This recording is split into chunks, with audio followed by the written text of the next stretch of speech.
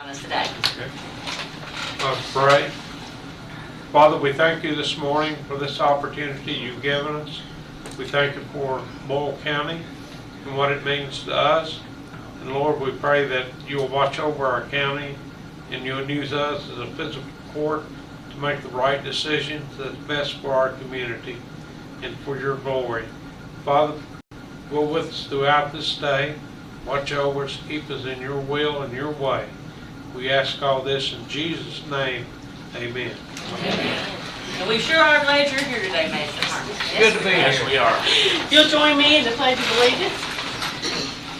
I pledge allegiance to the flag of the United States of America and to the republic for which it stands, one nation, under God, indivisible, with liberty and justice for all. Thank you. You may be seated. This time we will approve our bills.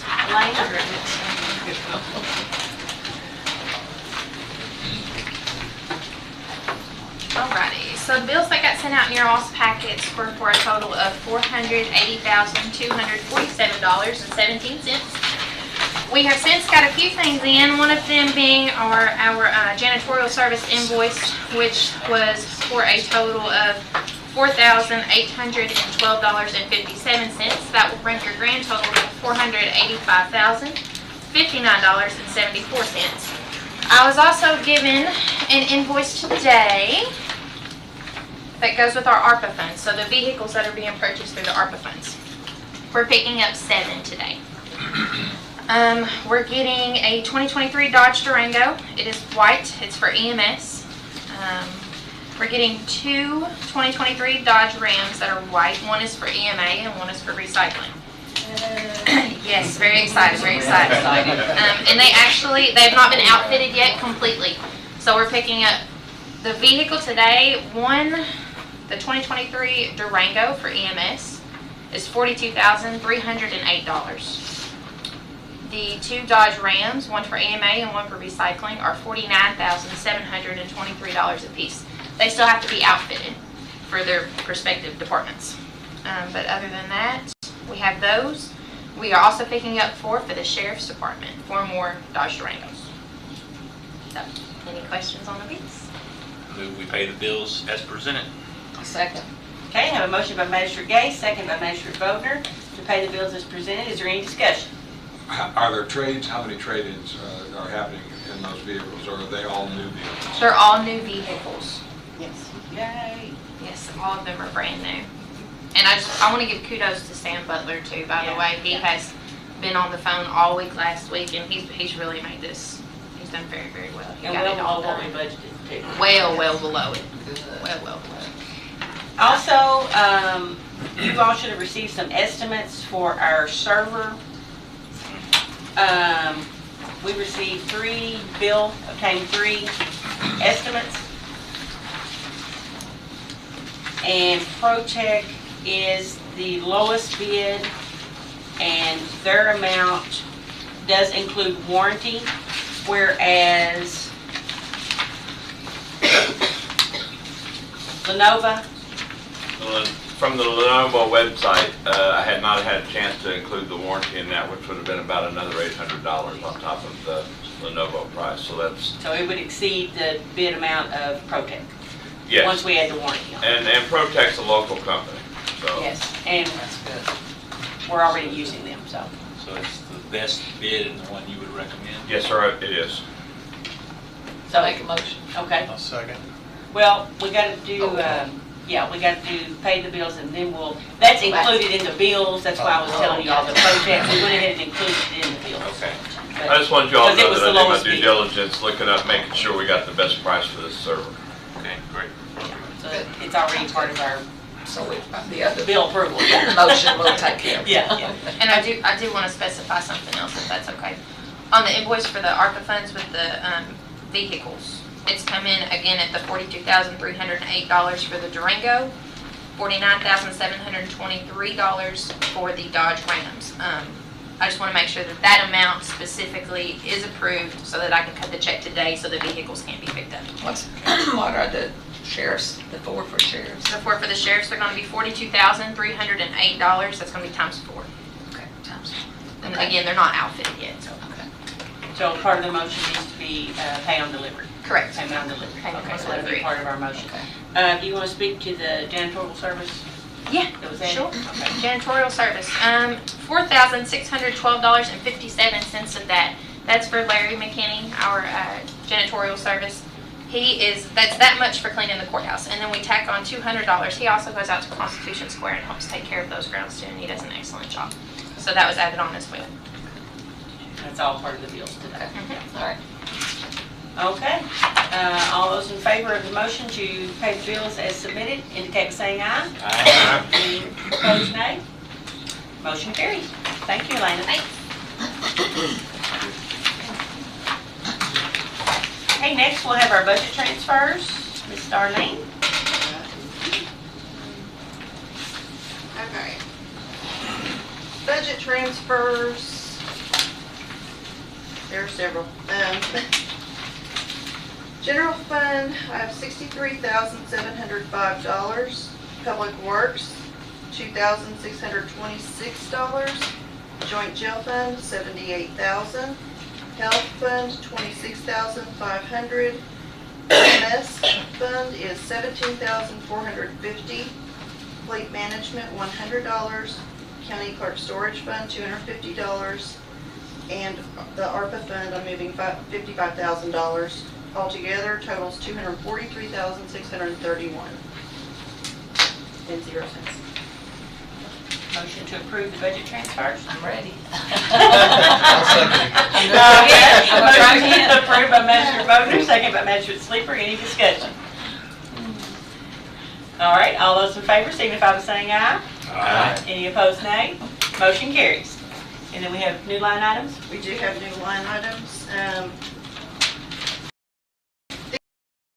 Line items being built into the ARPA fund to help cover the new vehicles. So I have actually new office equipment because we had purchased a copier, and we have some scanners that we're looking to purchase also. The new equipment vehicles and new operating equipment, and contract building construction. So that way I can separate some of the monies out from the reserve line to these different individual lines so that they can be used. Okay, motion to approve new line items. So moved. Is there a second? Second.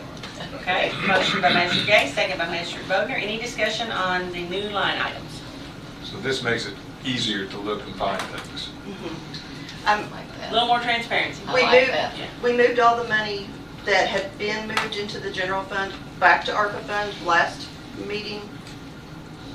And it's just a lot easier, a lot more transparent, and easier to follow to keep it there. So if we just add the new line items, we can just follow them down the line. Okay, any other discussion on the new line items? All those in favor of the motion say aye. Aye. Any opposed, nay? Motion carries. Thank you, ma'am. Tremendous. Thank you.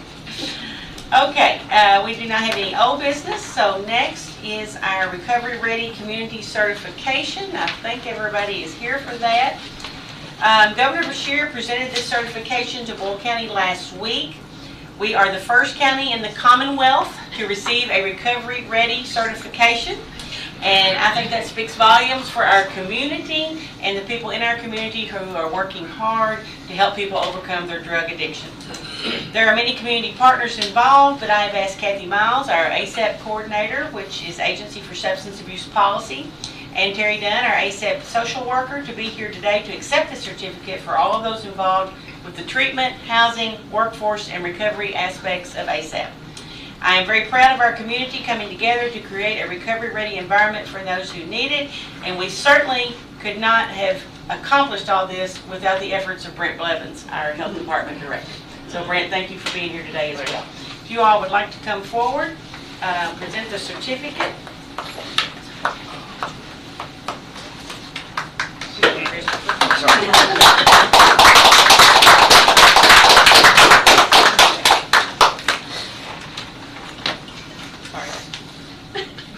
Are you trapped?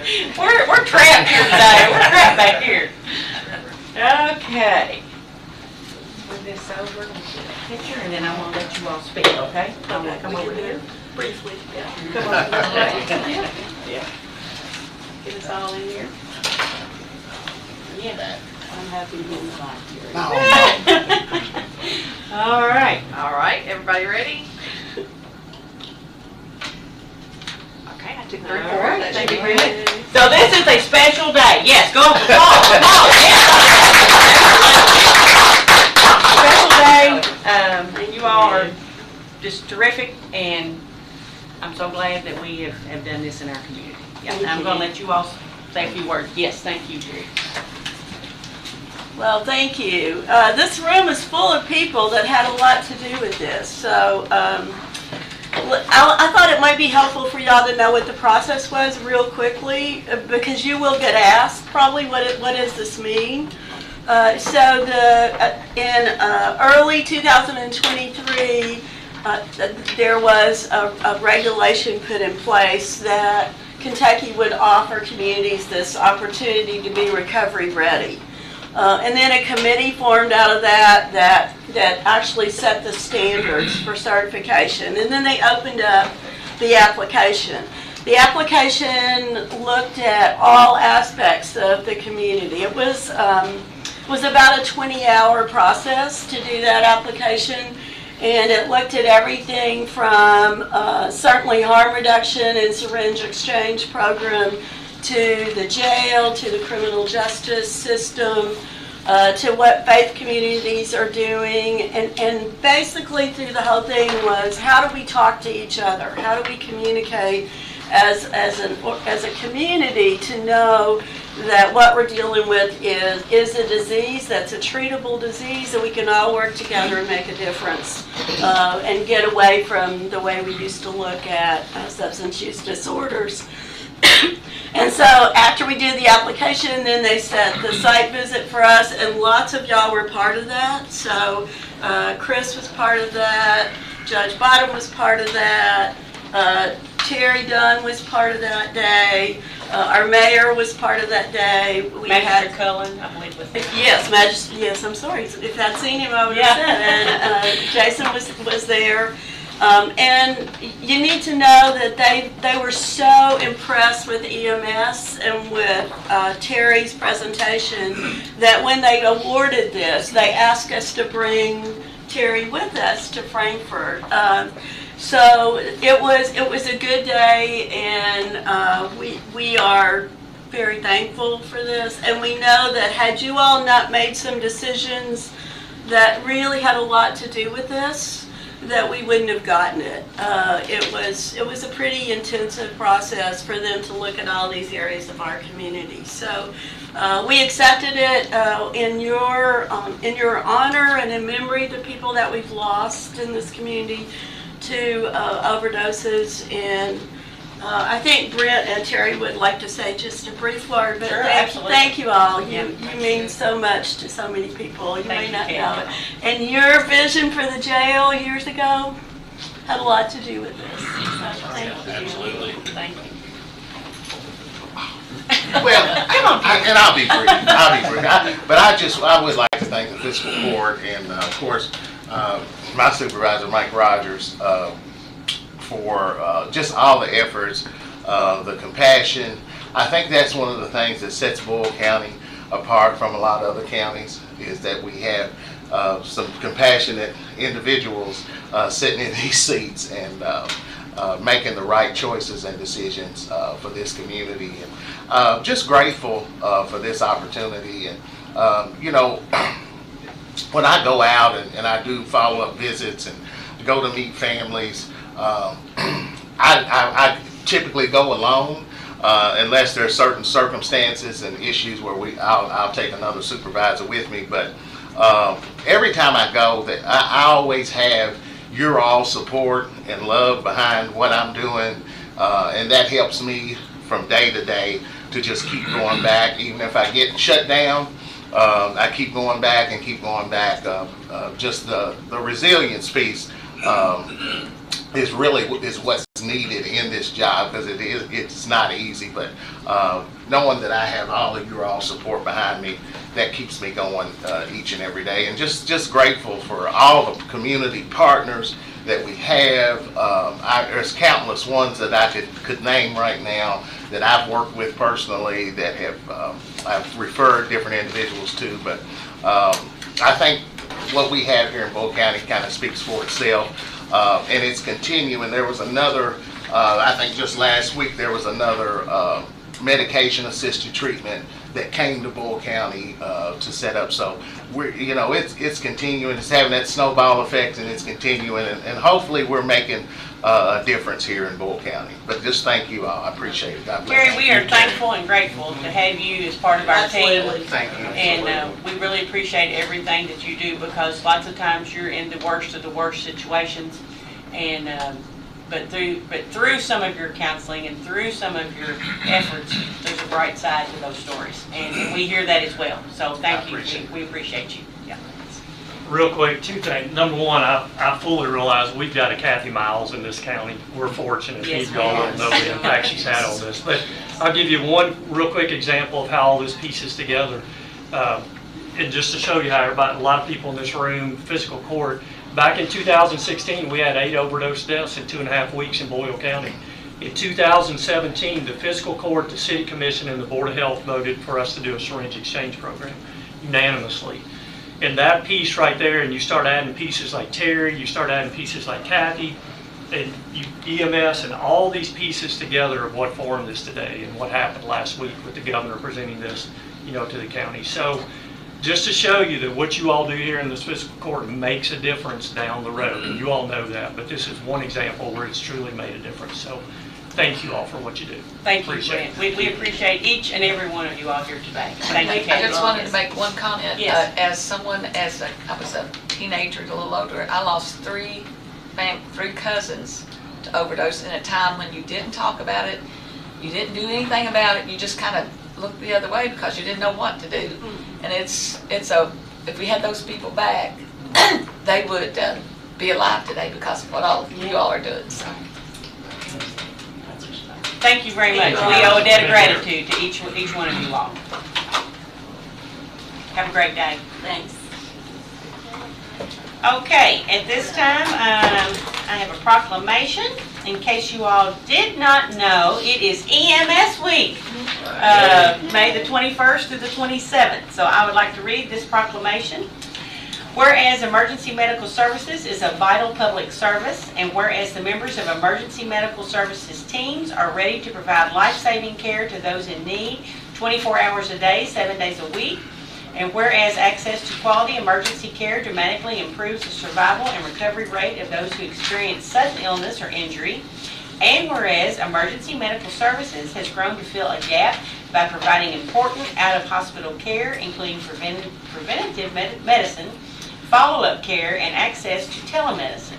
And whereas the emergency medical services system consists of first responders, emergency medical technicians, paramedics, emergency medical dispatchers, firefighters, police officers, educators, administrators, pre-hospital nurses, emergency physicians, trained members of the public, and other out-of-hospital medical care providers.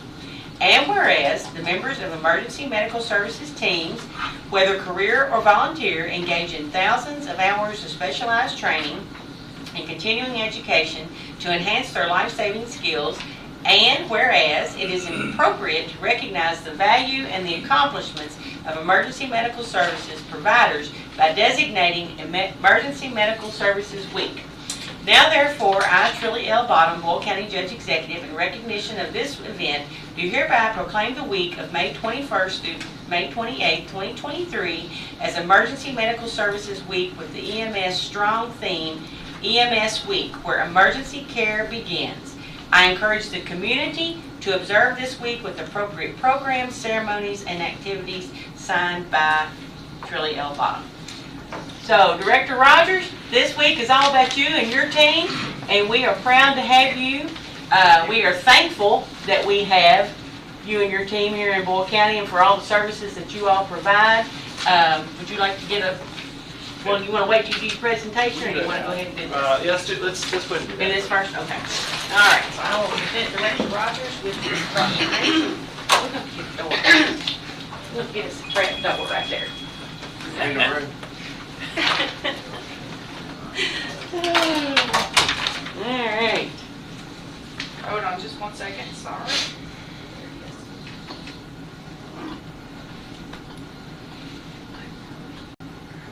Okay. All right.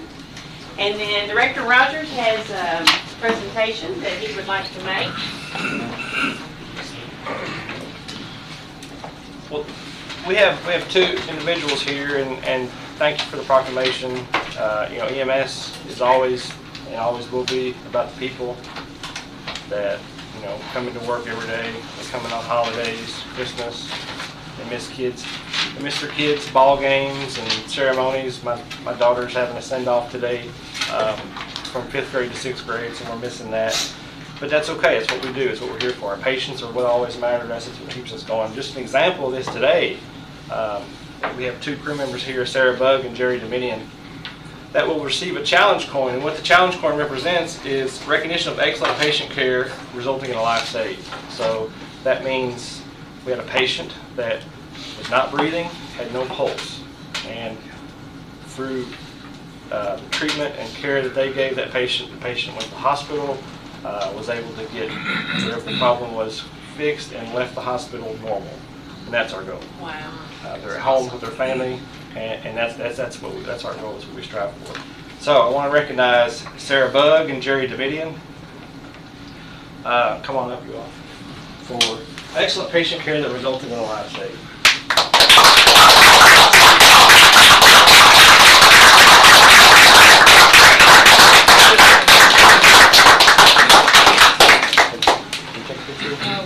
It's awesome. Let's see. Got a good camera. Hang on. Yeah, okay. Yeah, sure. The white. Tina's playing Little World today. Yeah. Tina, get one too, please. Chief photographer's in California. Yeah, our chief photographer she's actually with us on screen, but she's being very quiet. Sorry, She's laughing at us having to do all this. I'll take a few. Thank you. Yeah, thank you. And I just want to say thank you to you all as well. I know you all see the worst of the worst too, and there's lots of times that you go on a run and you have a situation like this and it's beyond your control and there's nothing that you can do. But in this situation, there was extremely positive results from this and a life saved. We just can't thank you enough for what you do in your job and the skills that you all have, the knowledge that you all have. I know the family is ecstatic that their family member is still with them, and it's all because of you all. So thank you very much. Got two more real quick things. I handed out for the court is just the safe driving from May. It's an objective. It's an objective measure of how safe our driving is. We challenged our people. We've been working on this for 15 months. This is our second time receiving a grant through CAECO. The Samsara Safe Driving allows us to objectively measure certain performance metrics. And again, all of our people are above 90%. And in the month of in the reporting month there, we drove over 10,000 miles. So Wow, that's incredible. That is amazing. That's another tribute to the team that you have, Mike. From our conversation, Mike, apparently, I hope I'm right in saying this, that you have to be over the speed limit when you're on a run, so the factor here is that that's compensated by your good folks with this tremendous record of everybody being 90 or above. yep, it's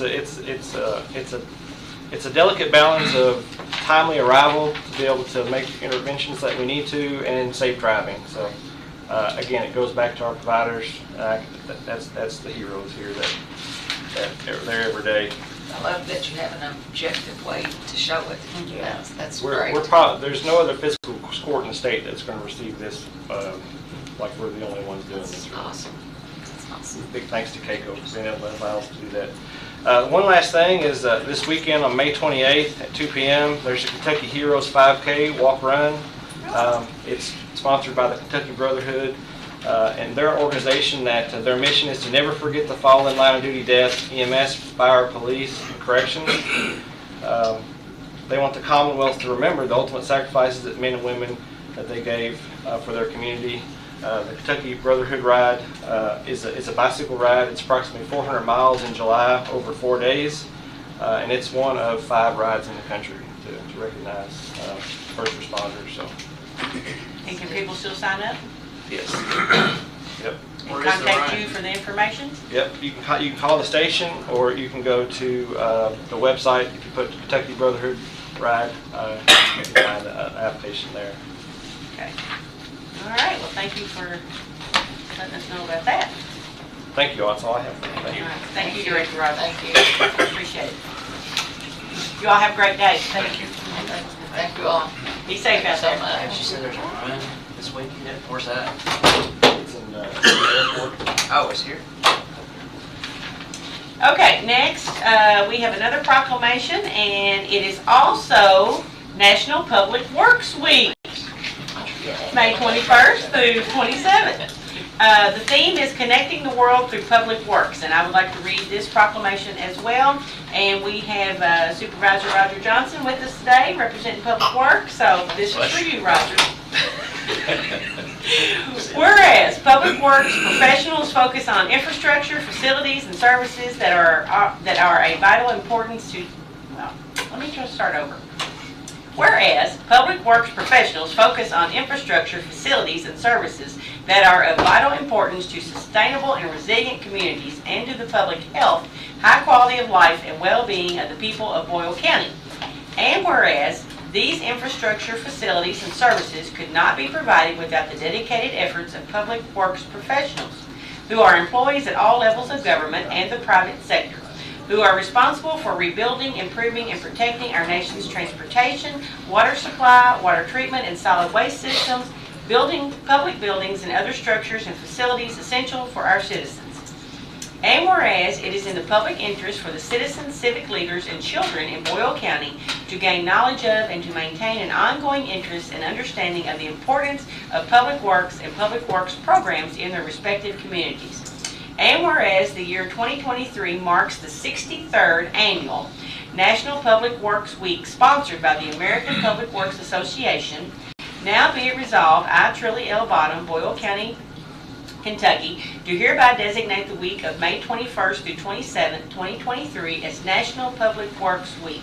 I urge all citizens to join with representatives of the American Public Works Association and government agencies in activities, events, and ceremonies designed to pay tribute to our public works professionals, managers, and employees, and to recognize the substantial contributions that make to protecting our community's health, safety, and quality of life. In witness thereof, I have hereunto set my hand and caused the seal of this county done this 23rd day of May 2023. So, just want to say thank you, Roger, to you and your team. You have an awesome team out there. You take care of Boyle County daily, not only during emergency situations, but on a daily basis. And you all are out there working, you're mowing, you're trimming, you're just a little bit of everything. The list could go on and on and on. So if you'll come forward, we will present you with this proclamation.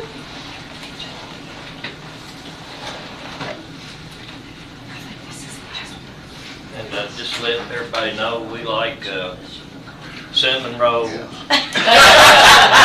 chicken balls, soup, beans, cornbread. We're not. All right, during your week, that's on your list. Yeah. Awesome. Thank you. Thank you. Thank you for taking care of Tom's list. Yeah. 75%. That's a lot of road. That's good. No, but you all do a very good job of taking care of our county roads and infrastructure, so we appreciate you very much. You're welcome. All right, next is Humane Society, Miss Kari. Thank you for being here today. Well, thank you for having me. In fact, that was going to be the first thing I said. I was going to say, good morning, and thank you as always for having me. So you beat me to the punch. This is not going to be as exciting as all the proclamations, but I will do my best to be entertaining and brief. The main thing I want to talk about today is cats. And I know we have talked about cats a million times, but our program is so great that I can't stop bringing it up. We actually were recently chosen by Community Cats Podcast, which is a national organization that is well known in the community cat world. We submitted a grant proposal and were afforded the opportunity to get a $2,000 matching grant. Now, of course, a matching grant requires that we raise some money first. So we're looking to raise $2,000 before July, and that will combine with the $2,000 that the Community Cat Podcast will give us. That's over 60 surgeries. So that makes a dent. You know, last year, I think the Community Cat Program itself did about, 650 cats? So adding 60 more surgeries to that is going to help. And I think that, you know, the best way to explain how the Community Cat Program is really helping is that we have about a 30% decrease so far this year in kittens needing care. And that's because we front-loaded last year. Cody, I think he did 40 cats in 1 month, like in June last year, and that's not easy. When you're, you know, it's not just getting a cat back and forth to the vet. There's a lot of prep work. You know, you have to survey the area, decide how many cats, try to determine how many cats need to get fixed. But the bottom line is we are seeing fewer kittens that need our help right now, which is huge because kittens are tough to care for. They don't do well in a shelter because they have you know, weak immune systems when they're that small. And thankfully we've got a great foster roster of folks who will take in kittens. I like in that. fact, Foster rock. I know, right? In fact, we had a litter of 6 kittens picked up the other night, 2 weeks old. Eyes barely open, their little ears are still tiny, and one of our fosters took all 6 of them. Oh, wow. I mean, I kind of think they're crazy, but it made our life much easier. So, do you have any questions? Actually, you're supposed to say, what questions can I answer? That makes you feel comfortable to ask a question, right? You might elaborate a little bit on the Community Cat Program, like exactly what that is, how it works. Absolutely. Because some people in the public may not Absolutely. understand that we have that. I talk about it all the time. Yeah. So I just assume you can fill in the blanks. Yeah. But 5 years ago, a board president and shelter employee, Christina, went to a summit in, I think it was Tennessee. And it was like a light bulb went off because the folks around the country who had been doing the Community Cat Program for so long had seen such excellent results.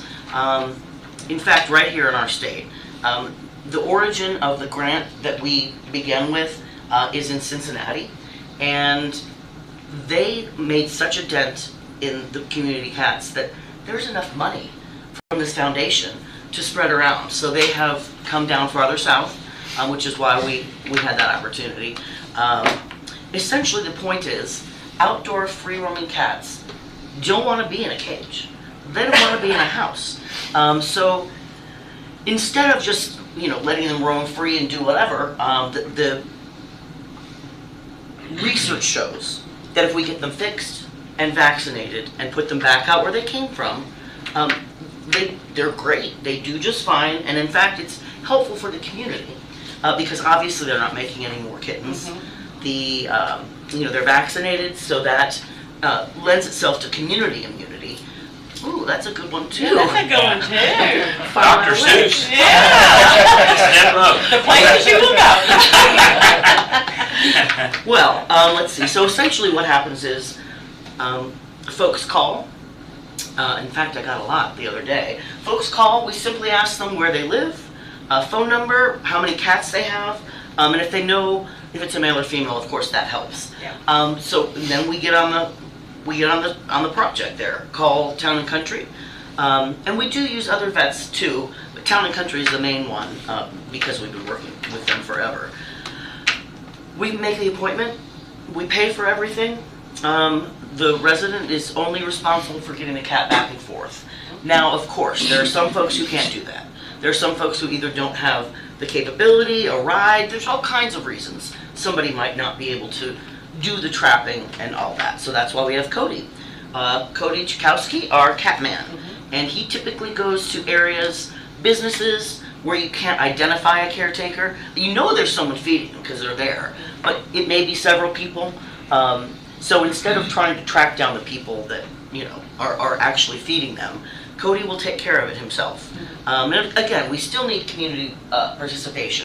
We could not do it on our own. So even if we're helping folks that can't really take care of themselves, we do ask them to help in a way.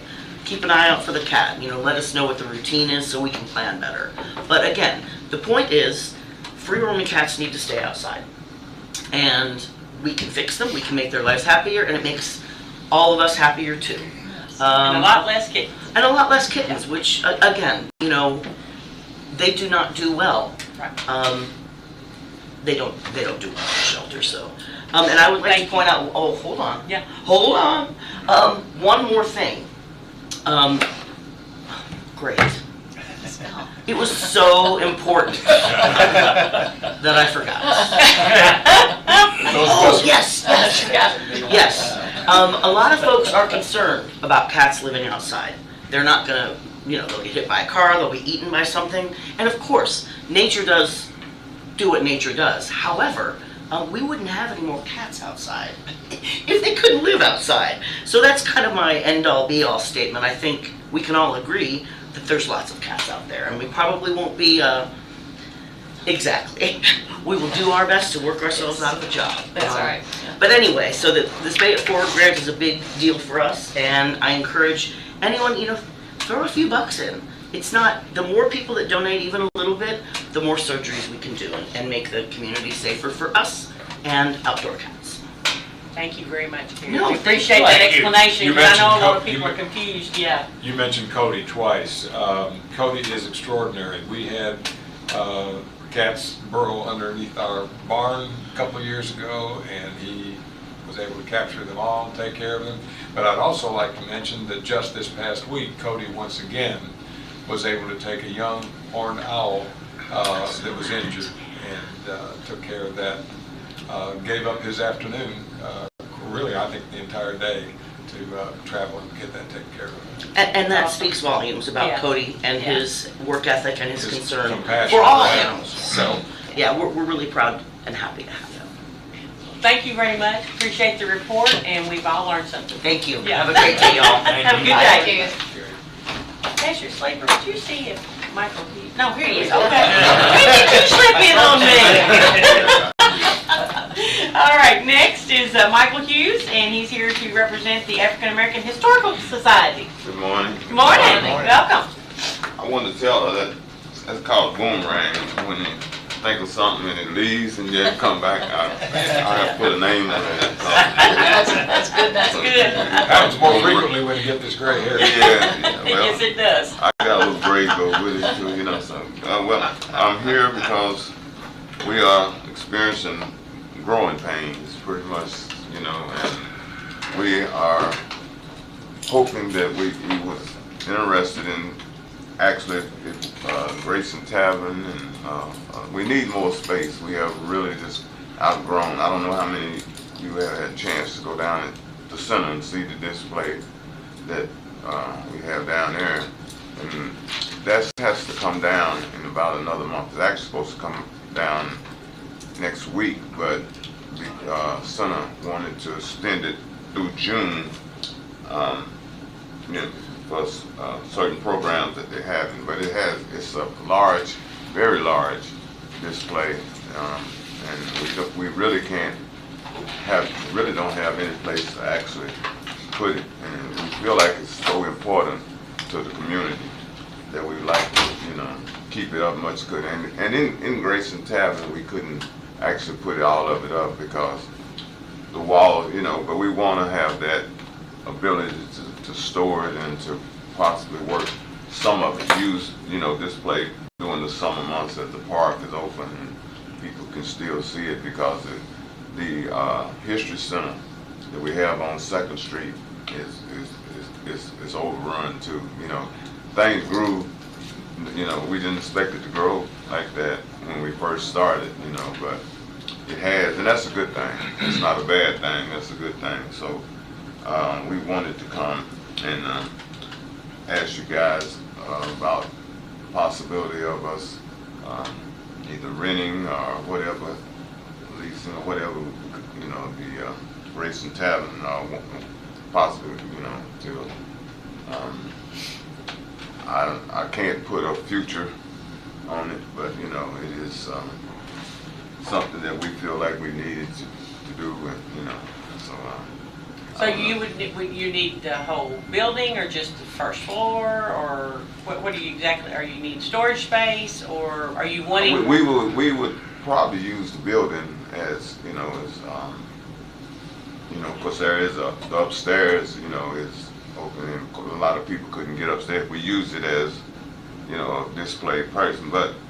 And would there be somebody that would be there, you know, for people to come in and look at the exhibit? Yeah, we would open it for people to come in and see this. Like I say, the exhibit is big. You know, actually, I don't know if any of y'all. I saw it. I know you've seen it. Yeah. It's big. It's the timeline itself would probably take up one of the rooms, you know. And we understand that we can't display the whole thing, but we would try. What we would try to do is alternate it out. You know, maybe 1 month we would do the 2nd Street display and the timeline in 1 month, and you know, and our ultimate goal, Wilma, who has been working with such a wonderful person, is to have to build our own building that will be the African American Historical Society that will be there long after all of us are gone from this earth, you know. So that's our ultimate goal, but it's going to take a while. That's not going to happen next week. It's not probably won't even happen a couple of years, maybe even longer than that. But that's our ultimate goal. But we want to keep it active, as much active, and we can only display so much at the History Center, and as we all know, it's been new landlord, let's put it like that, you know. So, you know, and we're not sure how that's, you know. I mean, we have a lease, you know, but you know. Okay. You know, so. Court have any discussion on? Well, I know right now we're going through a contract renewal with our tenants there now.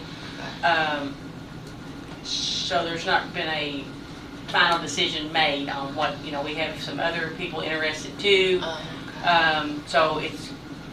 And we'd have to respect the Birthplace of Kentucky Committee as well. Yes, we'd have to, it would actually have to come before the Birthplace of Kentucky Committee, yeah, as to what we can do there. But we can certainly talk about it and see.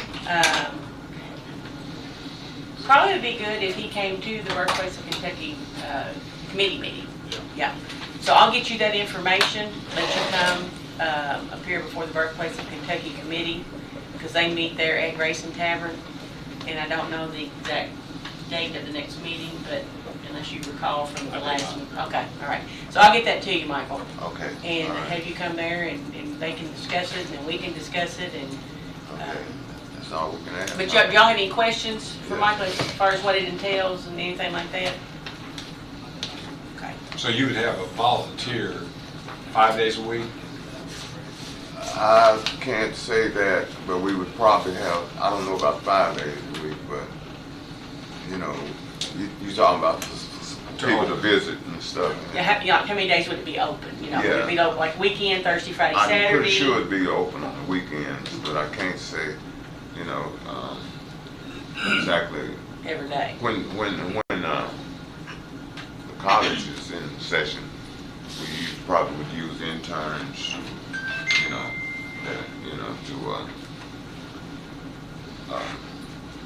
to open it up for people to see. Yeah, you know, be there for business hours. And that's not the, I don't know how many buildings you guys, that's not the only building that we are interested in, you know. But we do need the extra space, you know. Right. Okay, well, we'll take it under consideration, All right. and I'll get you the information for the next meeting for the birthplace of Kentucky, and Okay, all right. come and present to them as well. I want to shake my friend's hand for me. I haven't seen it. How you doing? You doing okay? All right. All right. Glad to see you. Now, where at Center College is the exhibit? I need to go It's see that. in Norton Center. Norton Center. It's in the foyer. It's Oh, huge, Is it? Yeah. I'd like to see that. Yeah. Okay. All right. and it's really Thank you. nice. Yeah. Well, thank you, Thank you, Michael. sir. Yeah, Thank you. you have a good day. You too. Is that your cue to I'll exit? just follow him right Thank you, Wilma. Thank you. Okay, next is County Clerk Casey McCoy. Gonna talk about reapportionment. Hello. Of course, the month of May is the time to start reapportionment, the new census. We ran the ad in the newspaper at the beginning of May to instruct the public about this meeting and the meeting we're planning to have after we get done approving the committee. So on the committee, we plan on having, they're in 3 different districts in the county, which would be Ella Johnson, Harold, Greene, and Janice Spears, which are all 3 in different districts in the county. I move we appoint those as recommended. Second. Okay, we have a motion by Magistrate Gay, a second by Magistrate Ellis, for the reapportionment committee consisting of Ella Johnson, Harold Greene, and Janice Spears. Any discussion? I know that the legislation left it wide open to counties on compensation. How would we establish the compensation that they'll get? From my understanding, it's the county will pays for the. But we don't know an amount at this point. I think it's set by KRS. Thanks. I thought it was wide open in the statute. It's set in the budget at a total of $1,000 per person. In our budget, In but our not budget. by statute. Right. Okay. I wasn't sure. And then going in, as we have the general election in November, the reapportionment won't take place until after the general election in November. So it'll stay the same until this election in the general, and then after that, the new lines will be the new effective lines will be after. effective after. After, okay. When this was going on in Frankfurt and being discussed also by KCO and KMCA, this is going to be a tough task. And I pray that they do a good job, because if we were not to accept their work, guess what, folks? We roll up our sleeves and we do it all over again. So We do our best, I promise you. It'll be It'll be good, I'm satisfactory. sure. And Bluegrass Ad will know what areas of the county have experienced the most growth, and so they'll be working more closely with those districts than, Yes. Everything else will pretty much just be like it was, so, yeah. But they'll use the last census Yes. information. Right. Mhm. Right. Yes, yeah, every 10 years.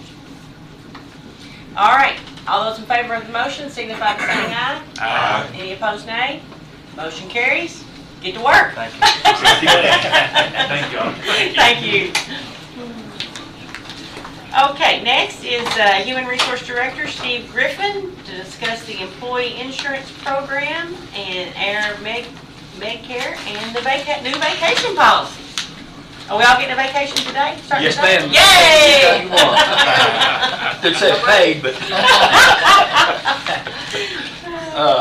Couple things. Apparently at your last meeting, you all talked a little bit about the insurance program. I wasn't here, so I don't know exactly what was shared, but you do have, I was asked to get the costs for offering our option 1, which is the primary option, which is the lower deductible and with copays, and what the extra cost would be. And y'all have that in there. I believe it was $158,000 additional cost for offering that benefit. I think the thing we talked about in the meeting was to get a cost estimate, and so we took this number and we actually increased it proportionately, I guess, or proportionally. Best guess. Best guess. To be able to offer the standard plan, Right. I think it's called. Yes, okay. Under this same concept where there would be no, that the county would basically pay. Yes, there's no payroll deduction for the employee. Right. That's Right. And that would be for family. For family, So it would be a anybody you Paid cover. family plan. Yeah, So paid this- family plan, so we would like to get the cost of that, because we just felt like in the discussion that in order to truly be competitive Right. in today's government Absolutely. marketplace, that we've got to offer that type of plan, and so we've tried to increase that line item in the budget appropriately, or with our best guess. Right. So, and actually, it's only just a little bit more than our value plan with cutting that to no payroll deduction. So this is the basic plan, right? No, this is our primary plan. This is the most, how do I describe that?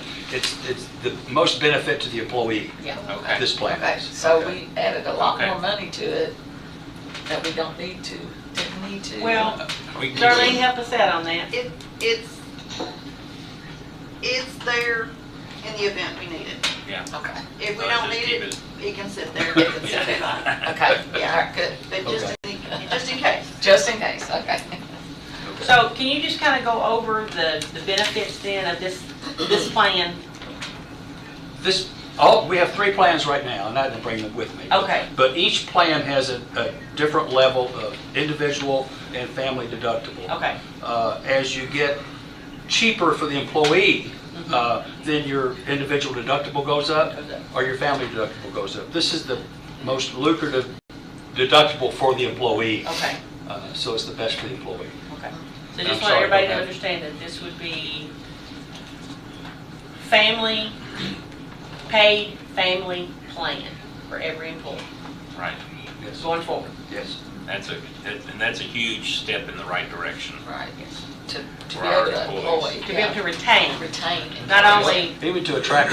not only to attract, but to retain our Absolutely. employees that we have. Right. Yeah. Especially since other districts and areas are going that way. So Well, we're competing right now with another government entity very close Yeah. To home. to us, yes. Close to home. Because they offer that as well, yeah. Yeah, I used to be able to maybe throw a stone. So the additional cost of what was proposed previously, the additional cost for this plan would be $158,000 $158,000. for all employees. That's the estimate, yes. Okay. All right.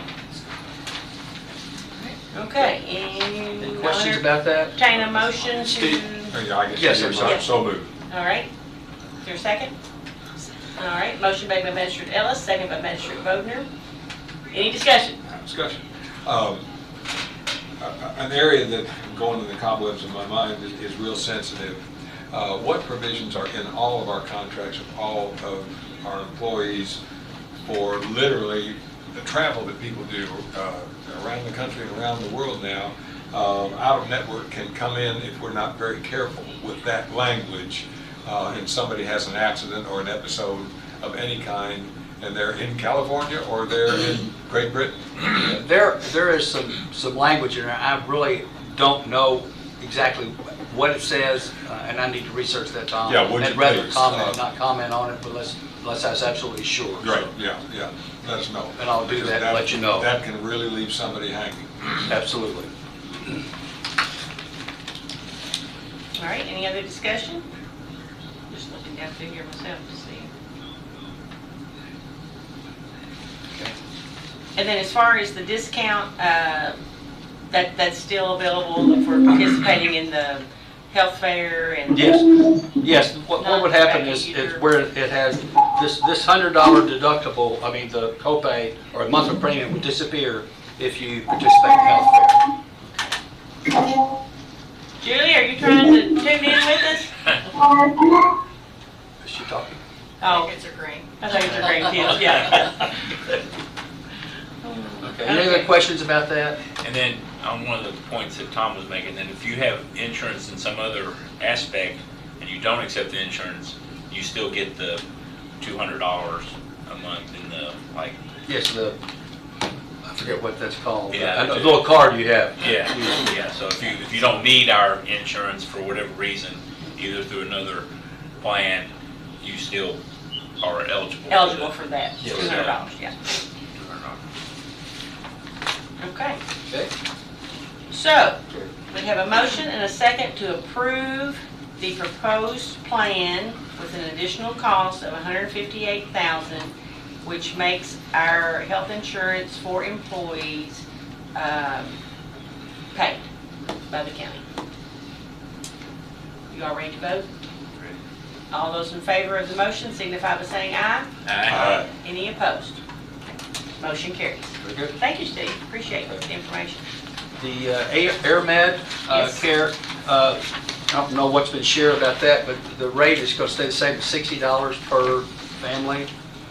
Be the same as this year, so that's not changing. It will change next year. Not sure exactly what the rate's going to be, but it will change. So it will be $60 for the next fiscal year? Yes. Okay. This is another paid service for our employees? Yes, it is. Also a nice benefit as part of our package. Yeah, Yes, it is. Yes. The vacation policy. Hopefully you've had a chance to review that. Okay, you want us to approve this? Oh, I'm sorry, is it The need to be AirMed? approved? Okay. We'll go ahead and do it. I'll make that motion. All right, we have a motion by Magistrate Gay. Second. Second by Magistrate Sleeper to approve the AirMedCare network at the rate of $60 per employee for the next fiscal year. Is there any discussion? All those in favor, aye. Aye. Any opposed, nay? Motion carries. Okay. All right. Thanks, Drew. Yeah. Okay, and you've had a chance to review the changes in our proposed changes in our vacation policy. And again, these were looked at to help with enhance our recruiting, enhance our retention. And so there's a couple of things I'd just like to highlight what those changes we're proposing are. And the first is we're changing the crediting year from a calendar year to a fiscal year, so that all the monies make sense at the end of the day. That's on the first page under definitions. So all annual vacation at that point would be credited on July 1st, instead of every month today, recredited at the end of each month you work. I'm proposing that we credit all the vacation at the beginning of the fiscal year. So if I'm an employee come July 1, and I get 12 days a year, July 1, 12 days will be credited to my account. Okay? I can use that vacation anytime I want to, that it's approved by my supervisor. It's not accrued or earned yet, but that doesn't mean I can't take it. So that means that anybody hired, if I hire a new deputy and they've got a cruise planned in a month from now, in today's environment, they couldn't take vacation for that. In tomorrow's, we say, okay, yeah, as long as it's okay with his supervisor, then he can take that cruise and be on paid vacation. So I think that will, my EMS and sheriff departments are excited about it. They think it will help their recruiting efforts. So. And then what happens if the employee is terminated or leaves on their own? If an employee leaves and has taken more vacation than they have earned, again, they'll earn 1/12 of their vacation each month they work in the calendar year. So if I leave after, say, 6 months and I've taken 10 days, then I'm obligated to pay it back. Can we withhold? I don't believe you can. Chris would have to answer that. I don't believe we can withhold from pay vacation. That's something that the lawyers would have to explain, but I don't believe you can. The key there is that as a supervisor, I'm going to know how this person's working out. If they look like they're kind of iffy about whether they're going to make it 6 months or not, I don't have to give them vacation if I don't think they're going to be working out and going to last very long. That, again, it's up to the supervisor to grant vacation. And I think that's something that they will have to step up and just do. And yeah, we'll maybe miss one. All of a sudden, this person is leaving and they owe us a week of vacation. We'll ask them to pay it back. I guess we could sue them for it, but I don't know if that's something, again, that's out of my responsibility. So we'll need to let the supervisors know up front that that's going to be their responsibility. It's their responsibility to control if they let someone off or not. And if like I say, if I have someone working for me and they've been here 2 months and I don't know if they're going to make it, I may be a little bit more conservative about allowing too much vacation for that person. But I think in the long term, I think it really will help our recruitment and our retention. And what about carryover year after year? Okay. On vacation? That's the next thing. You know, the other thing that we're doing along with this is allowing people to sell vacation they don't use. Today, we have a lot of people who just can't take vacations. Either they feel guilty taking it because somebody else is going to have to work overtime, or they just don't want to go anywhere. They just assume work all the time. You know how people are. So they don't take it. And what happens today, and this has really shocked me at the end of last calendar year, we took vacation from people because they had a balance. You could only carry over 120 hours. Someone who had 200 lost 80 hours, just lost it. And so what I'm proposing... And that could have been accumulated over 5 years? Could have been, yes. Yeah, so I'm proposing that we allow people to sell vacation throughout the year if they want to. If I've got a week of vacation and I'm not going anywhere and I just soon sell it, buy me some golf clubs, then I can sell that. The only thing we're requiring is that they take at least 1 week of vacation away from work. So if they get 12 days of vacation, we want you to take at least 1 week away from work to rest. And there's even a related issue there. Having worked for 2 different corporations with over 2,000 employees, this happens. Weeks, months lost for illness or injury. What's our policy on letting everybody around the table here take care of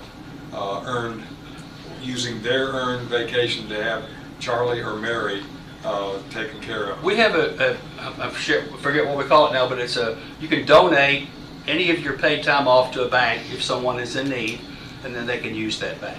And that's not limited. It's vacation, It's sick, vacation, or sick, comp. whatever. We allow you to use your paid time off to give it to another employee if you want to. And that has changed from previous time. Yes, it changed Used to last year be sometime. You can I only forget. donate sick time. Yes. That's what I was thinking. Yes, it did. It allowed it for any time. And There are those crises. there is, and people are very generous that work for the county. They really are. And if somebody gives to the bank and the employee doesn't use it, then it'll come back to that employee. You know, if I gave a week and they didn't use but half of the time that was given to them, then I get half that week back. So it just doesn't sit out there for them to use for the rest of the time. It just is able to recover that. So. Hey, on F, maybe scrimmage say employees who leave employment and have used more vacation than they have earned, so say ARP card, just say shall reimburse. Okay. So employees who leave county employment and have used more vacation than they have earned shall reimburse the county. Okay. So I'd make a motion, we accept this vacation policy with the correction. Okay, we have a motion by Magistrate Gay. Second? Second. Second by Magistrate Sleeper to approve the amendments to the vacation leave part of our policy, employee policy Personnel manual. policy. Thank you. Personnel policy. Thank you, my word wasn't coming. Okay, any discussion? All right, all those in favor of the motion signify by saying aye. Aye. Any opposed, nay? Motion carries. Hey, I would say one more thing that, you know, we're talking about withholding their wages or whatever for unearned vacation. You're talking about that a minute ago. Sure. Like many states, and I need to check and see if Kentucky's also one of those, it's illegal to withhold wages, so. I thought it was because but again, I wasn't sure. In fact, I'm not an attorney, I'll speak to that. All right, thank you very much. All right, thank you. Will you see if Shannon is out there, please? Yeah, she is. All right, here she is, send her in. Come in, Miss Shannon. Morning. Comp time agreement. Yes, for Lynn Ellis.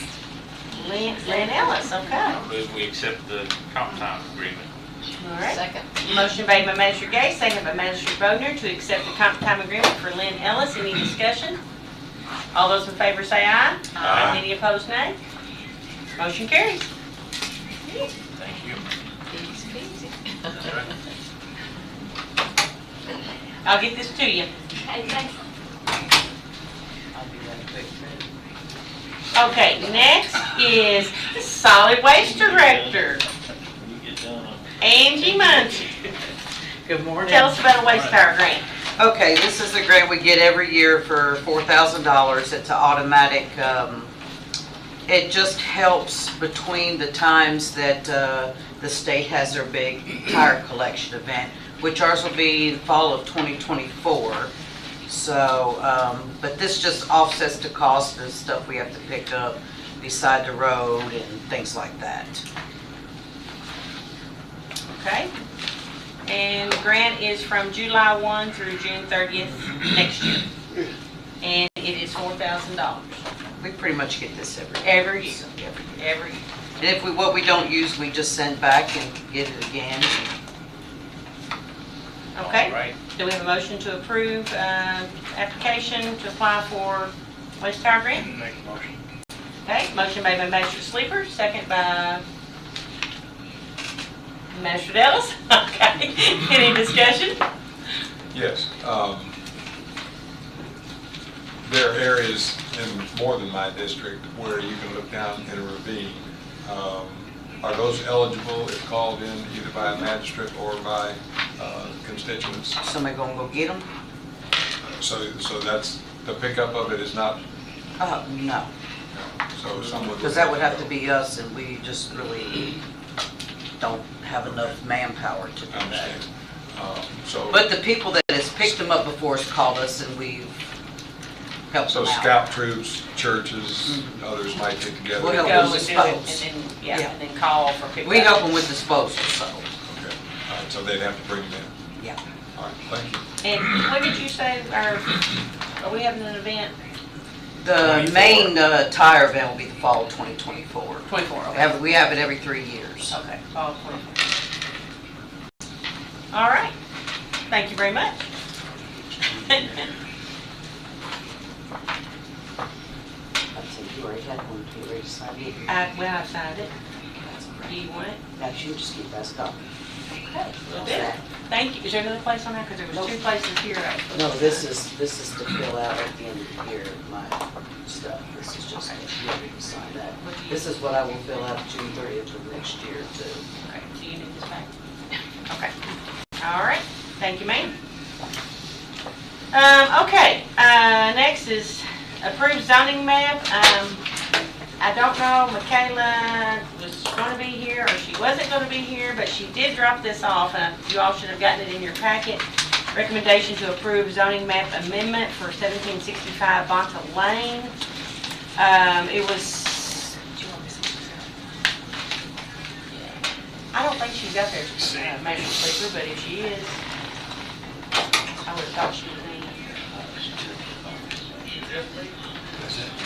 No, Mikaela? Okay, it's actually. Okay, it's already been approved by the Planning Commission, and it is a change from agricultural to single-family dwelling.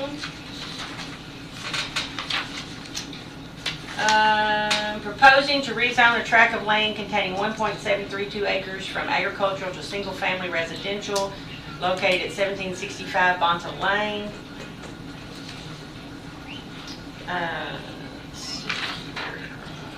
It's in agreement with the comp plan. It is in agreement with the comp plan. It says this lot is somewhat unique because it is served by sanitary sewer, adjoins the city limits of Junction, and the comprehensive plan intends for that area to be low-density residential in the future. Is this a step toward, in other words, will they put it up for public view with signs in the yard, or? It's already past that. It's already past Okay. that, yeah. The planning commission has approved it. It's just coming to us now to So moved. approve. And I wanted to make, this is my daughter-in-law's parents, so I just wanted it to be transparent and let everybody know that, so the Okay, property will be on them. okay. So I'll second that motion. Okay, motion made by Magistrate Ellis, second by Magistrate Gay, to approve the proposed zoning map amendment. Is there any discussion? All those in favor of the motion signify by saying aye. Aye. Any opposed, nay? Okay, thank you, Paula, for Just to letting us know that. Okay, so that has been approved. Next, we have our counselor, Chris Herron, for Payroll annexation discussion. So I've been studying up on annexation, you know, whether you can do it or not based on the moratorium. And I mean, it can be done, you know, if the county agrees to allow like a city to participate in annexation. But I mean, it's a process also. Just because we say, hey, you can do this, then they still have to go through the process of notice and creating an ordinance first, and notice and so forth to people that will be affected. But one thing that, I mean, I was going to go into the process of explaining the compensating rate and everything, but I don't think I need to do that today because I've looked at the area that's Payroll seeks to annex. Now it's in this picture, and it shows all the yellow around the circle, which is the city of Payroll. And in my research, there's a statute, KRS 262.850, subsection 10, and land cannot be annexed within the boundary of an agricultural district. So I was searching to see what land we have in Boyle County is in the agricultural district, and couldn't find anything online. So I was able to contact the USDA office. It's in the basement of the Farm Bureau building on the bypass, and the Conservation Agricultural District operates out of that. And spoke to a woman. She was very, very nice, and she said, "Come on over, and you know, I've got a map of what's in the Conservation District, what's not." And so I took a picture of the map, and this is the picture, which I can make available to everybody. And basically, most of the land that Payroll seeks to annex is in this Conservation District, so it would not be eligible for annexation. And That would primarily on 68 East. right, I can't really tell like what the roads are, but Yeah. Yes, I know the constituent there, and he's also brought that same statute to my attention, and it would preclude them not only, the city of Perryville, not only from that farm, but you can't hopscotch over a property where we've got our convenience center, and then beyond that we have a two-street subdivision, so none of that could be annexed in. the statute talks about must be contiguous, which means touching, or adjacent, which means next to or joining something else, joining the city. So I think that when I'm looking at this, there's this one like subdivision on Harrodsburg Road, and I think that due to how the land is annexed in the agricultural district, I think that would be exempt from it because that would be, it's not touching the area of the city limits. So in my opinion, I don't think that would be available. There's some compared to the kind of northwest corner that might be, that could be subject to the annexation, and then I think on the south east area that potentially could be subject to annexation. But that's something they need to really look at.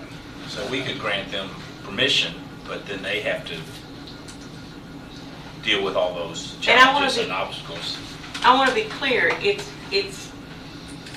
agricultural, but it is in the conservation district, because it's not just any agriculture, because I'm agricultural, but it's a higher level. You have to be in the conservation district.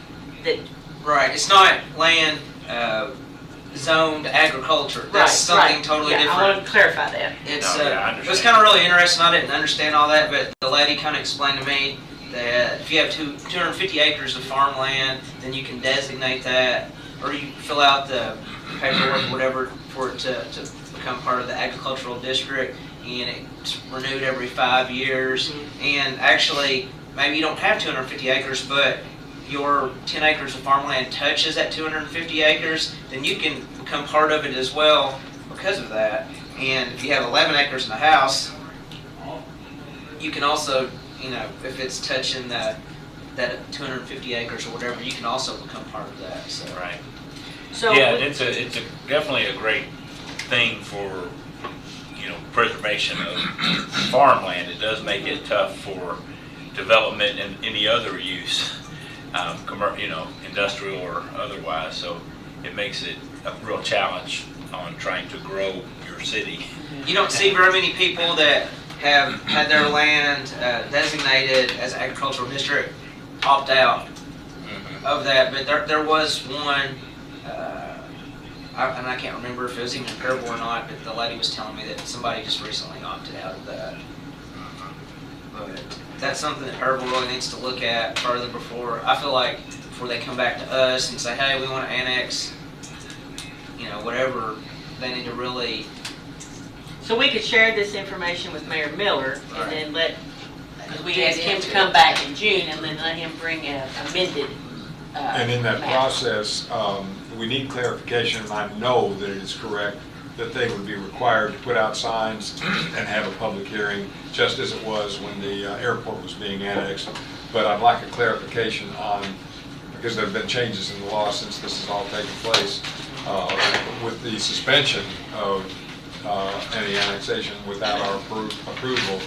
So we need to find out for sure, because I think the rights of those 425 or take folks in Perryville need to be brought in terms of a public Well, there would have to be a opportunity for a public public hearing. hearing. Yeah, there would have to be a public hearing before it's time. Right, and there's a statute, I don't know if I have it, if I can find it. Oh, yeah, 81A.425, notice of proposed annexation of property owners. So that explains what has to be done on the city side as far as annexation goes. Yesterday also I found some information. What is the procedure for annexation? It talks about KRS 81A.410. And it also goes into non-consensual annexation versus consent annexation. So Judge, you're saying before we can take action, there's communication back to the city of Perryville? I think that'd be the appropriate thing to do is to contact Mayor Miller and let Attorney Herron share with him what he has discovered. And when he does come, he could bring us an amended map of a more true and accurate area than what we had presented previously. Yes, I don't think we have taken action today. It was more or less just a discussion and let you all know what Attorney Herron has found out about that, and then we can go forward from here. Right, the map that I have, I mean, it's kind of raw as far as I can't say, it's this person, this person, this person's land. I don't have that, but I'm sure if Perryville was to talk to the people at the conservation district, they'd be more than willing to help. Like the lady that I talked to was very nice and helpful to me. I didn't get into all the names and acreage and so forth yesterday, but this map, I mean, when you put it, the one that Perryville wants to do, put this one over it, basically there's not much. Overlap. Yes. All right. Yeah, so I guess that's my feeling is that we can give them permission to annex, but they're very limited on what they can annex. What they can, And yeah. those challenges are things they're gonna have to. Right, work because there through are and deal with. areas on the west side that are appropriate, Yeah. for annexation, but And just for my own information, because I always thought that once you were in that agricultural conservation district that it was forever, but it's not forever. Renewed every 5 years. So like the heirs of somebody, if they decide they want the possibility to do something different with the land than their parents or grandparents did, then they can make that choice after that time period. Right, I think it's renewed every 5 years, but I think that like somebody can opt out. They don't have to wait 5 years after they opt out. Now, I believe, I'm not 100% positive on that, but it's I interesting. heard the same thing you had heard, that it was Yeah. for a long time. It's different than but- a land trust that could be for Yeah, perpetuity. they could be, for, It's interesting also too on, say that a city, they annex some property, that very first year, you'll kind of, whatever extra amount, say there's $25 million more dollars in property that comes in there, they'll get a percent of that.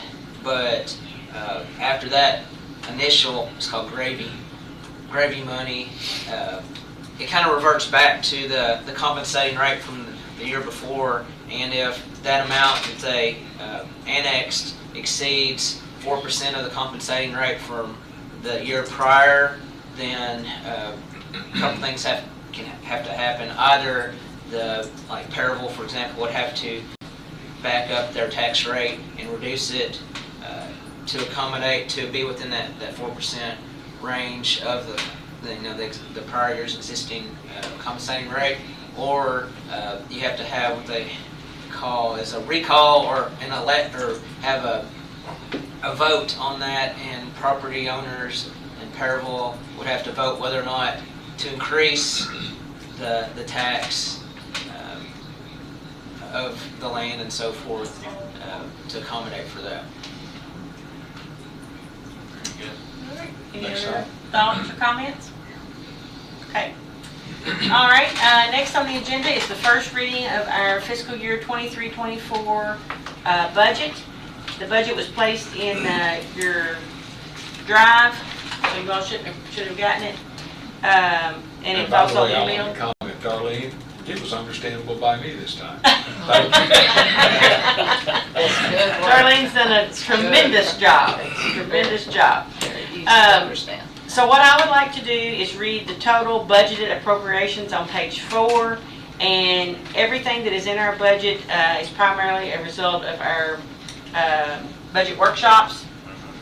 But if there's any questions, we certainly will try to address those. So, Judge, yes. Before you begin, will we actually make a formal motion to move it forward? And if so, we won't see it again from the state until we get it back from DLG. Is that is correct? our hope today.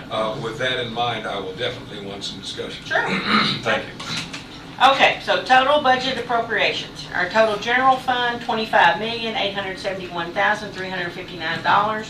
Total public works fund, $4,285,158.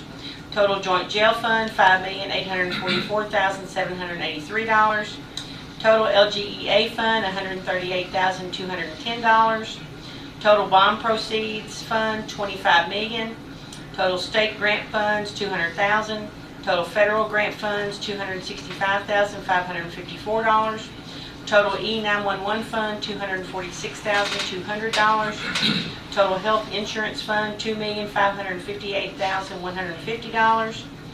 Total Boyle jail fund, $90,610.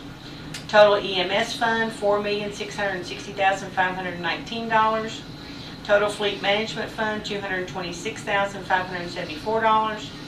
Total county clerk fund, $92,020. Total opioid fund, $34,305. And total ARPA fund, $1,536,700. Excuse me, for a grand total of $71,050,142. Excuse me, I'm choking up over that. I would make the motion that we approve the first reading of the budget. And I would like to also comment in that I think that this has been an open and transparent and budget process, and with a lot of input through the way. And I think it's a budget that is fiscally responsible and really touches every department in a positive way and continues to help us better serve the citizens of this great county. Yes, thank you. All right, so we have a motion by Magistrate Gaines, or a second? Committee member. Second by Magistrate Boder. I'll open it up for discussion. The point that I would like to make is, and it's item 20 if you wanted to peruse that, the judge and Julie Wagner have done an extraordinary job of digging into situations that we have with Parks and Rec. As one of the people who helped generate that document, I think now it's 3.5 years old, but regardless of the time frame, you'll note, and I hope everybody read that very carefully, you'll note that there are some significant deficiencies in delivery to the county over that period of time. addressed by Magistrate Cullen and me a little over a year ago, as he reminded me. I thought it was about 6 months ago, but over a year ago, that things were going to improve dramatically, and respectfully, they have not. With that in mind, we are now paid up through the fiscal year, and I would like it to be recorded appropriately, and I don't know whether it will take a motion or not, that we will release that first quarter of the new fiscal year funding of the $344,000 when and only when a satisfactory redraft of that contract takes place. And if that takes a motion, it'll be separate from the motion that we have right now. Yeah, I guess I agree with that completely as we've had that discussion in our budget process. It's a large I do think we amount can of money. handle that. Yeah, I think we can handle that in a separate. I think so. I think that would be motion appropriate. Counselor's not here, but I think and that's a separate, even a separate Before day we for that matter. Before that. We don't want a document going to DLG and then we amend it after it comes back. Right. Yeah, because once it goes to the DLG, they're going to approve it as a form of classification, so. So what do we need to do? What you might need to receive from your motion on the approval to get the other motion. Well, we'll have to do this. They're talking about withholding the Parks and Rec portion until a new Contract. agreement. Yeah, contract is signed. We're paid up through the fiscal year, and I would hold the first quarter until that satisfactory contract is agreed upon between the city and the county. So it's the contract is expiring, is that? We have the opportunity this year Okay. in the contract. We're reviewing the contract now. And We're in a review it's a process. chicken and horse. Do we receive from our motion about the budget so that we can take the motion to only deliver that funds after the contract is drafted? Well, we can't do that until we actually approve the budget as a whole, though, and then we can go back and. But That's what I'm saying. If that approval does not transfer it the moment that that is voted on, I'm in agreement. I mean, I think you can maybe approve the budget with the exception of Will you amend your motion? withholding, you know, with that. But Yeah. I mean, I like that, you know, if we're in the year 3 out of 5 or whatever and withholding until we renegotiate Yeah, I the can- contract, I can and I've do had a that. problem with that, but not if this contract, it's our year to be able to decide. All right, if Magistrate Gay would restate the, Well, yeah. So I move that we approve the first reading of the budget with the exception that we withhold the Parks and Rec city funding amount until contract renegotiations. The first quarter payment. First quarter First payment. quarter payment. Yeah. Okay, all right. So we have a new motion to approve the first reading of the budget with the exception that we withhold the first quarter appropriation to Parks and Rec, pending a new contract. And we have a second by Magistrate Bogus. thank you both. Any discussion on the first reading of the budget as a whole?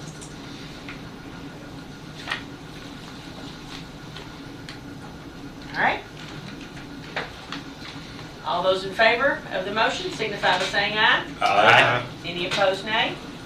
Motion carries. First reading has been approved. This will be sent to DLG. They will approve it as a form of classification and return it to us for second reading. So our second reading will be based upon when we get it back. If we get it back in time to do it on June 13th, we will, and if not, we will carry it over till the last meeting in June.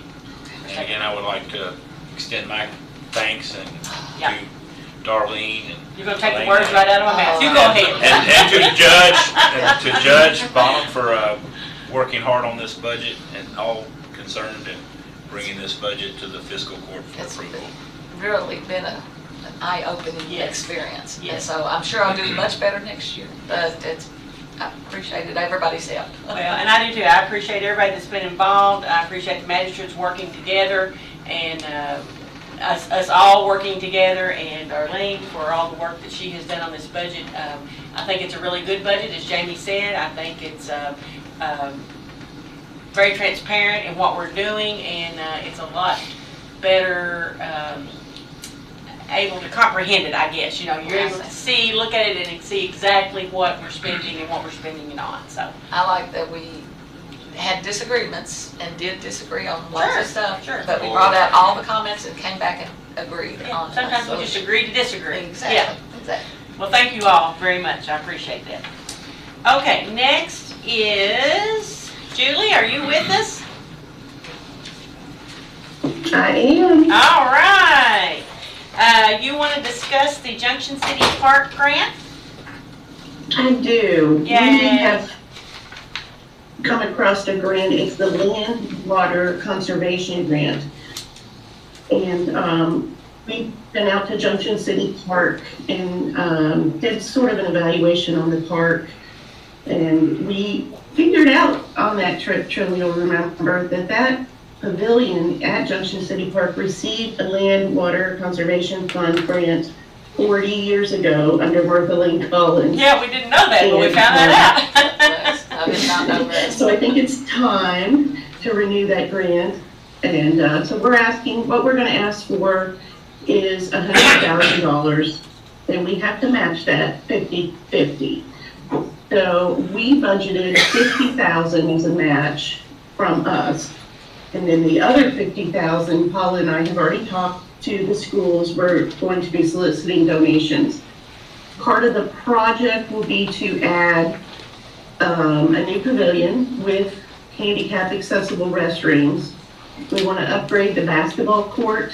We want to put in some new picnic tables, 2 of which would be handicap accessible. Upgrade the grill that's sitting out in the open by the playground. We also want to put in some inclusive playground equipment. So that is for our autistic or handicapped children in the community. Motion sensing, security lighting, and perhaps with Bill's consultation, some security cameras. The schools piece of this, it was really interesting. We went and met with the leadership of Boyle County Schools and asked the FFA if they would be interested in doing some landscaping, some plantings. They were all about it. They're like, we're in on that. I'd also like to apply in the fall for a tree grant from Plant the Planet with KU and have the students get involved with tree planting. So I think there's some really good partnerships here to make up that other 50% of the match.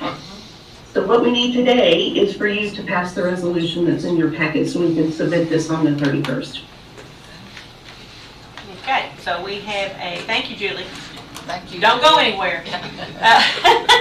We have a 2023 grant application for Land and Water Conservation Fund in the amount of $50,000, which is a matching grant. And let's get a motion to approve it, and then we'll go and have discussion. I'll second that. Motion made by Magistrate Boyle, second by Magistrate Gay. Any discussion? I know you've got something, Ms. Paula. Oh, my goodness. Yes, we just are excited to even see something going forward. It's been needed for so long, and I'm so happy. Julie has been a tremendous help, and Judge, you going out to look at it and see what I see every time I go walk at Junction City 2 times a week at least. And I see all those kids, and there's so much more they can be doing. And this will draw a lot of the community out. We do have an obesity problem, and the more playtime they get, the more, and the school system says they couldn't give us anything, but they're willing to work with us as in kind. Yes, in kind, and going forward to see if there is anything. And so it's just everybody's working together. And I think the day that we went, it was kind of a God wink because the children were actually having field day that day. So we were there, we were touring, the dilapidated state of the pavilion, and there was those kids out there playing, and it just really made a difference on what is needed in that park. Yes. Had the children not been there that day, I don't know that if it would have been as significant revelation, as it was that we were there and seeing the children out there playing. So, and some of the equipment does need to be updated, playground equipment. Yes, that's pretty big. And Julie's gone above and beyond in trying to get this done because we have a deadline. Yes. And she's on vacation, and she's doing this for us, so, And we appreciate that. Yes, very much. Dedication. Very much. Okay, so all those in favor of, Discussion. oh, more discussion, go ahead. I'm sorry. I would just like to say, for the public to know, that I eavesdrop on Magistrate Boulder's notes and her enthusiasm and her passion for her constituents in Junction City. And I want to say that it's wonderful sitting beside you at this court and the work you're doing. So thank you. Appreciate it. All right. Any other discussion? Judge, can I? Yes. Judge, can I add one thing? Sure. I do want to point out that we also got another grant this week, and that was a grant that goes to Payroll. And the match on that grant is $42,000. So the $50,000 that we're matching really is in the ballpark of what we've put in Payroll for the stormwater runoff grant out there. So I feel like we're on this path of trying to be fair and equitable about where we put our funds. And being good community partners. Yep. Thank you. All right. Anything else? All those in favor of applying for the Land and Water Conservation Fund grant and allowing me to sign any and all pertinent documents related to the grant, signify by saying aye. Aye. Any opposed, nay? Motion carries. All right, thank you. Next, okay, we are going to pass on number 18. We had a list prepared, but then Mr. Johnson and I had some discussion on it, and we feel it's best that we postpone that to our next meeting because we need to reevaluate a couple of roads that may have been inadvertently left off that list. So we'll pick that back up on June 13th. Next is our jailer, Brian Wilford, jail arraignment equipment grant and resolution. All right, as per your all's request, I'll give you our numbers real quick. Boyle is 71, Mercer's 22. Department of Corrections is 100. I'm rolling 4 for other counties. We have 90 on temp release. In the past 72 hours, we've released 21 and booked 17. So, those numbers all One the step more forward and 2 illustrate. steps back. Those numbers all the more illustrate the deficiency of state funding for their inmates in our detention center. Wow. So basically, I guess we're here that fiscal court needs to approve the agreement, and that's basically what I talked about the last time, where DLG is I guess paying for our new video court equipment through the Kentucky Jailers Association. I have ordered that equipment. There's no charge. I know on the contract I think it shows a fee, but that's the amount it would cost if the county would have to pay for it. And just kind of also ALC will be covering the court side of it. So what this will do, basically, it will tie every courtroom in the state together. So, so let's say if we have an inmate in Western Kentucky somewhere, and the judge needs to have him on instead of transporting him, they'll be able to do it through the video, but they'll also be able to schedule. So it will work with the judge's office. So when our judges have the block set, other judges know they can't schedule during that time, and vice versa. So. So the way I understand it, all the systems will be able to tie into one. So. Sounds great. So we are basically just, we're applying for it.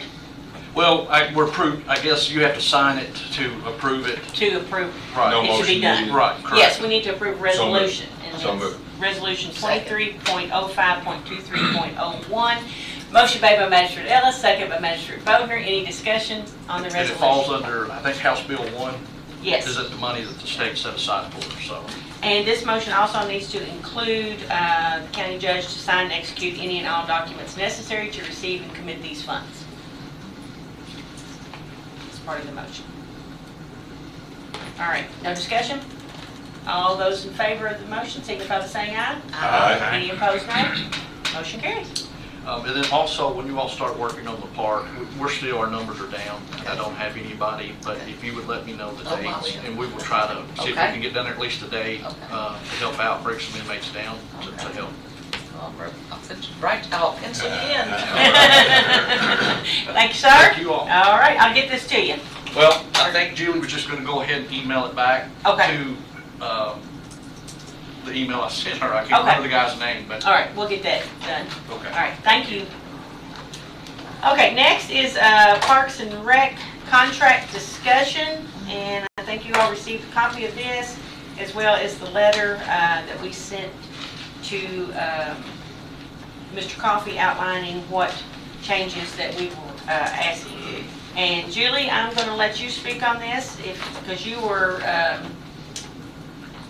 in all those discussions, so tell us what we need to know.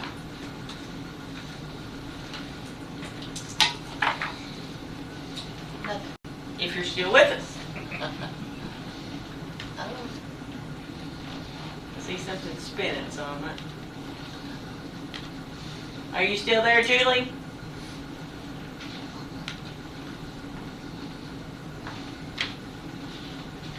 Oh, Julie! I think we lost her.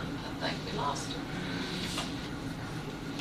her. Okay, well, the areas, we can just go by the letter. Page 1, number 7.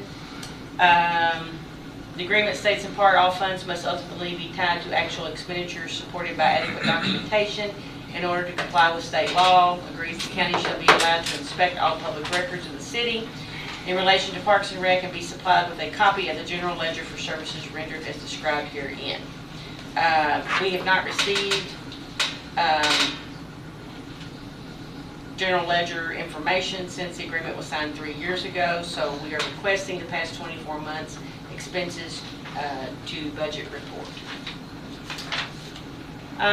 Page 2,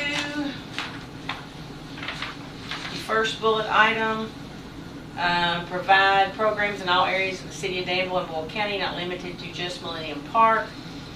We are unaware of any programming outside the city limits of Danville and wish to be informed of planned events. Page 3C, communication between the city and county through its staff is essential to the success of this agreement. I have not received, or fiscal court has not received any report from Parks and Rec or any city staff member. So we're asking for communication. Page 4, item 6. The service cost in the budget, the level of agreed upon funding is associated with programming throughout the entire county. We are unaware of any programming outside the city limits. We request a schedule of programming so that we understand what's taking place in our magisterial districts. Page 5, or number 5, I'm sorry, page 4 and 5. City staff shall deliver annual department budget information to the county judge for general operation, maintenance costs, equipment, capital improvements, and special projects. Page 5, item 7, grant application and administration. County will be informed of projects and activities city staff proposes to submit for grant funding. The city was awarded $125,000 in 2021 to make upgrades to Millennium Park, and we were not informed of this application. In fact, I only learned of it last week. Page 7, J.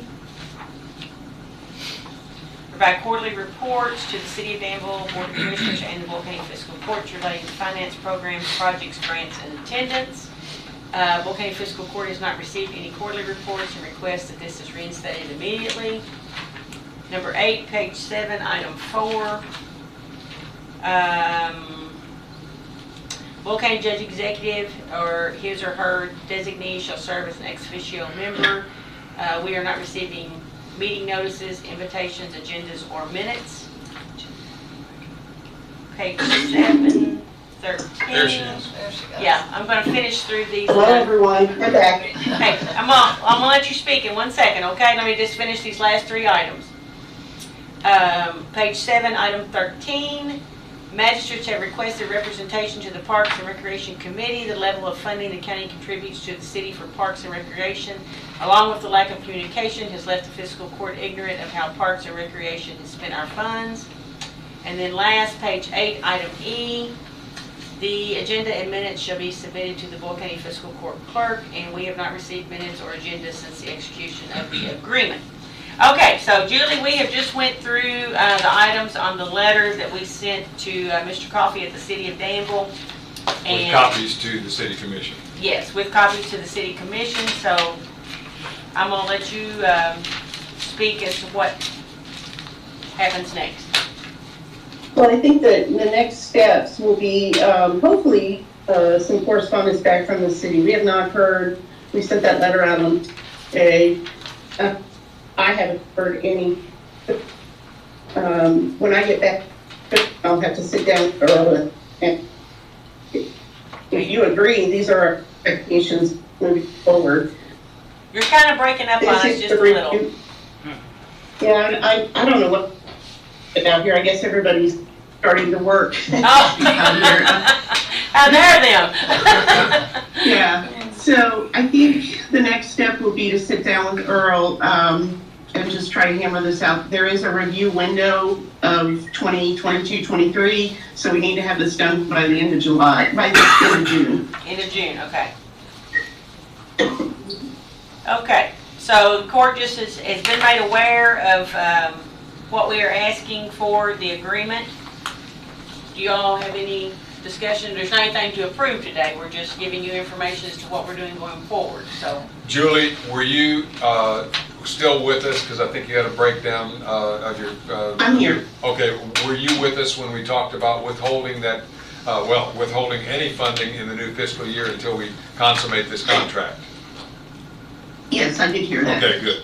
Yeah. Do y'all have any comments on any of the points of interest in the letter or anything? Okay, so hopefully we will hear a response soon from the city, and then we will get together and hash out a new agreement and bring it back to you all for approval. Wonderful. And thank you, Julie, for doing this and getting this out to everyone. Yeah. I don't know what happened there. Everything just stopped, so I apologize. It's okay. We're just glad you're back with us. Thanks for all your hard work. Yes. Okay, next we are going to go into a brief executive session pursuant to KRS 61810, paragraph 1, paragraph F, discussions or hearings which might lead to the appointment, discipline, or dismissal of an individual, employee, member, or student without restricting the employee's, members, or students' rights to a public hearing if requested. This exception shall not be interpreted to permit discussion of general personnel matters in secret. I need a motion to go into executive session. So moved. Second. All right, motion made by Magistrate Ellis, second by Magistrate Gay. All those in favor signify by saying aye. Aye. Any opposed, nay. Motion carries.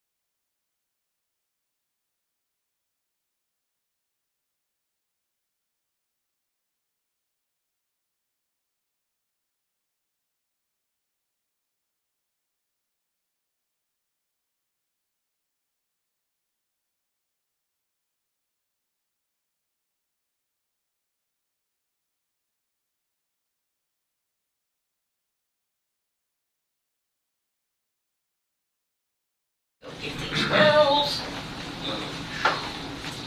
Where's she going? South Country? Costa Rica. I need to get it on my calendar. How's Chicago? I gotta remember to bring It was my really jacket. good. I am too. Chicago I'm freezing. It was the company that they chose. By the way, Yeah, we got to Very get well us done. that's like donut abuse to not eat the full donut. Hey, I'm saving it. As soon as that's over, you just said me sneak bite. I just stuck about it. I'm dying. There's probably another one in there you can get. Okay. All right, let's come back to order, and we need a motion to return to regular session. I make a motion to return to a regular session, no action. Okay? Second. I have a motion by Magistrate Bodner, second by Magistrate Gay. Any discussion? All those in favor, aye. Aye. Any opposed, nay.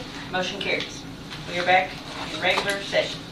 Next is magistrate reports, and if any of you all have any committee reports, feel free to go ahead and include those at this time. And we will start with Magistrate Harmon. Have no report. Anything you want to report on? It's been needles in the eyes and everything. Okay. Well, we're glad you are with us and glad It's you're good back. to be here. Yes. Good thing. Yeah. Good to see you. Yes, it is. All right, Magistrate Gay? No. Oh, wait a minute, I'm sorry, Magistrate Cullen. I forgot he was online. You still with us, Magistrate Cullen? Yeah, yeah, no, I'm okay, nothing to You're what? Nothing He's to report. okay. Oh, okay. All right, thank you. Safe flights Yeah. and travel there. Yeah, safe travels. Pilot Cullen. All right, Magistrate Gay? I have nothing to report. I would just like to, you all heard me say this before, but I always like to, on Memorial Day weekend, which is coming up, our family is one that's representative of thousands of families across our country, and the fact that, and with the passing of my mother in December this year, it's kind of made it even more something that's been on my mind that I've thought about, is the fact that she lost her father in World War II when she was 6 years old. So, you know, the sacrifice that Paul Woodrow Craig made on November 29th, 1944 is something that I think, you know, it makes Memorial Day a special time for us just to remember that and to think about the things that he missed, you know, dying at 28 years of age in sacrifice. He was killed in Germany, and he's buried in the American National Cemetery in the Netherlands. And so, you know, to never come home. And so, you know, to think that all of my children are now older than he was at that time. But like a lot of our American soldiers that died, particularly in that war, they weren't old enough to have children.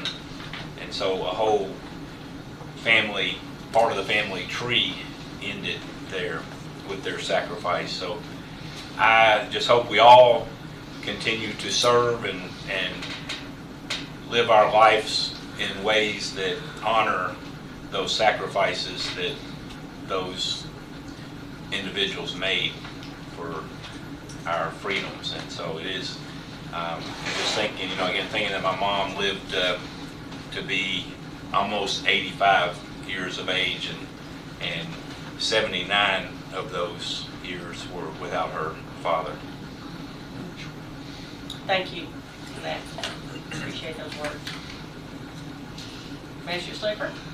Would just like to point out, yesterday, one of our counties experienced a tragedy when Scott County Sheriff Deputy was shot and killed during a routine traffic stop, and a very young man with a young family, and it just, along with the grief and condolences, it serves to remind us what our Boyle County Sheriff Department, what they're up against in terms of you know, the dangerous situation they could find themselves in. So keep them in your prayers and thoughts continually.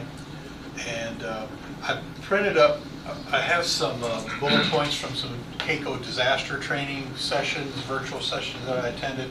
I put those into bullet points. One is donation logistics, what county officials need to know about how to handle those, some do's and don'ts, and the other one is the role of county elected officials before, during, and after disasters. If you'd all like a digital copy or a hard copy, I'm glad to pass those on to you.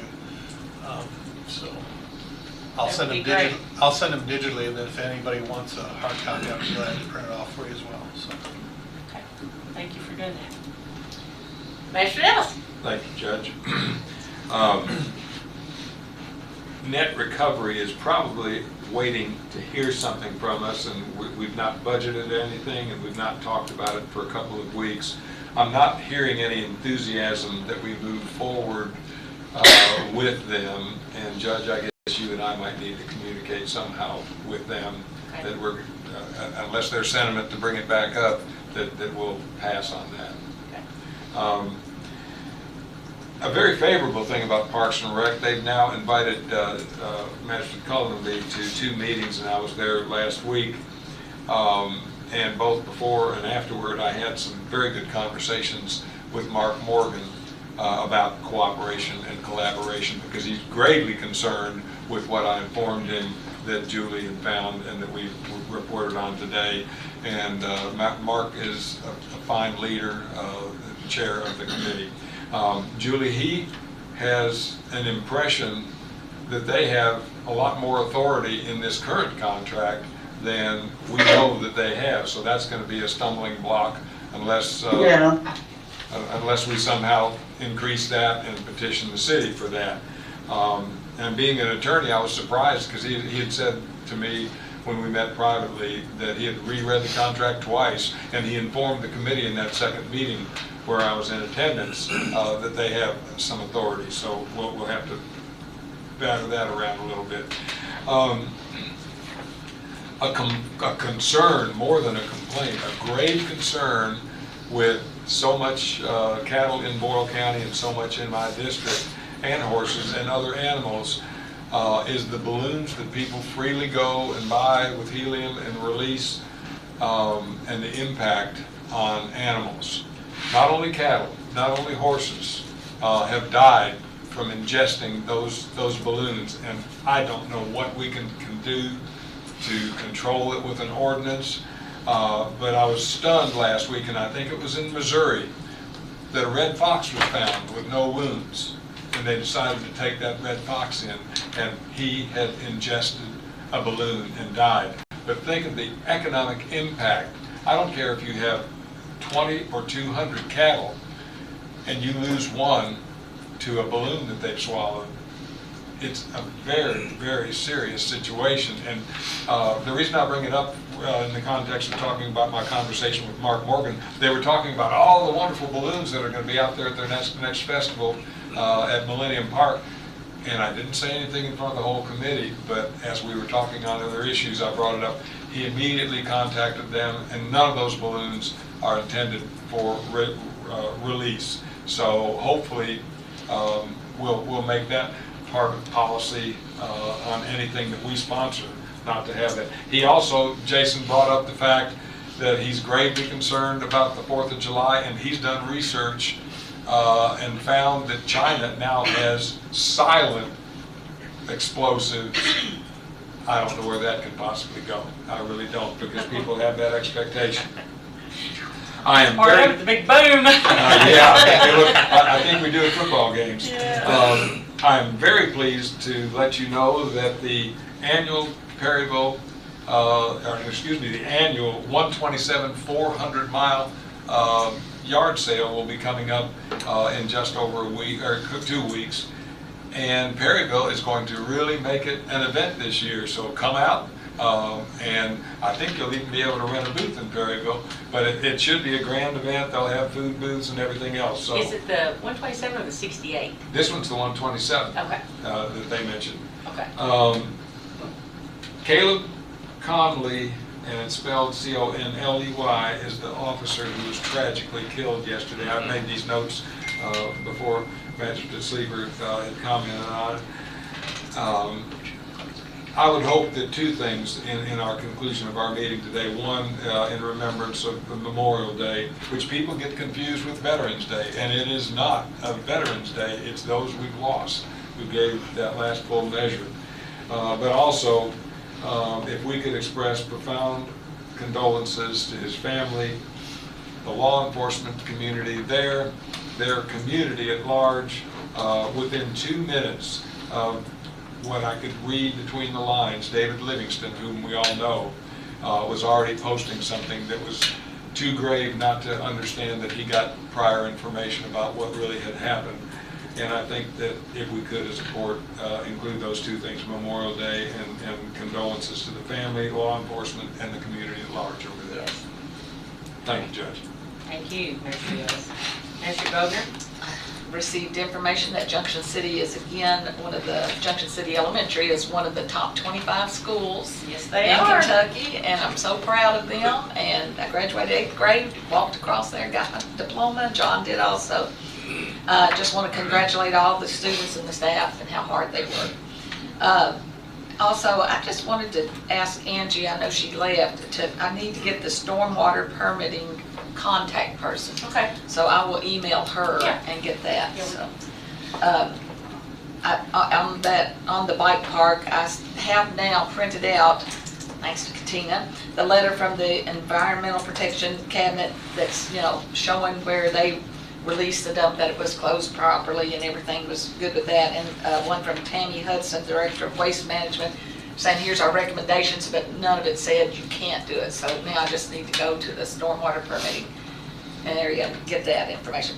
The other thing I need to ask Angie, there's wood chips that are placed in front of our convenience center. Now the weeds are all growing up around it, and it looks really, the community wants to see if we could get those put back to where they used to be, behind the closed door, so they can mow it and make it look nice out in front of it. Now that everybody's had Time to come get it. It's sitting there just not being used much. So I thought, they'll still have several days a week to go in and get them if they need them, but we need to make that a little better too. So Okay. I'll email her that also. Okay. And let's see, at Junction City Park, I'm so excited, Julie. I'm so excited. We're trying to get that grant, and Mayor Douglas is very supportive. The board, everybody out there said they're supportive. Great. And I feel sure that Parks and Recs and Dan will be supportive. I've not met with Josh, but I am going to try to meet with him. I've talked with him on the phone. And then I've already said, I can't say enough about everybody supporting my district to make some really, really needed improvements. And I want to thank everybody for that. We'd like to, be able to support every district in some shape, fashion, or Exactly. form. Yeah, Exactly. In ways that, so if there's things that come up, bring them to the court and we'll see if we can That's right. accommodate or find a grant or something to be able to support projects in all districts. So. That's right. Attorney Herron? Yes. You have some comments? Just community kind of stuff. So I've been helping this spring with the Boyle County high school tennis teams, boys and girls. And yesterday, our girls doubles team of Edie Clark and Maggie Square, they won the regional championship. Awesome. They'll compete at the state on Tuesday. Great. Awesome. And, Fantastic. Awesome. Where will that be held? That's going to be held in Lexington. And also, we have another girl who's going to be competing in state in singles, and her name is Jana Burkett. So that's really exciting. Our girls team and boys team have had a really good year, and actually, Boyle County won the regional championship this year as a team. So I think that's a very big accomplishment. They've won it several years in a row, or so many out of the past so many years. So I think that's a big accomplishment. Congratulations. Definitely. And also remind everybody that the brass band's coming up, not this weekend, but next. And I think that festivities get underway starting next Thursday with, I think they have the gallery hop, and then Friday we'll have the thing downtown, and Saturday and Sunday with all the bands. So that's pretty exciting. And there's just a lot of things happening in Danville, Boyle County this summer. So I think everybody needs to support the brass band, and I mean, it brings in lots and lots of money to our community, you know, from hotels to restaurants and everything. So tourism, promotes our tourism. And Memorial Day, yes, I think it's, don't forget about that. And it's going to be his first year without my father, and I know that my mom's going today to Camp Nelson Cemetery. I'm sure they do something special for persons buried there on Memorial Day. So just remember those soldiers that died for our country, or who were buried in these cemeteries, these national cemeteries, all over. That's all I have. I have two more comments. I forgot to mention the Yes, ma'am. girls softball. Maddie, my granddaughter's on that team. She's the JV, but they won their district. And Yes. then the boys, Austin's on that Yep. team, and they won their district. So I think they play tonight. It's the regional. So, And I so saw we're where the excited. Rebels had their ring ceremony, yeah. and they all got their rings. Yes, so we got all that's- kinds of bling at our house. Fantastic, fantastic. Okay, so the only things I have to add, I'll elaborate a little bit on Magistrate Bodner's comments about the Junction City Elementary. Actually, two of the three of our elementaries were in the top 25. Payroll was one number short, coming in at number 26. But that's, that's close, that's close. That's still good. So all three of our elementaries do exceedingly well, and we're proud that they are in the top 25 year after year.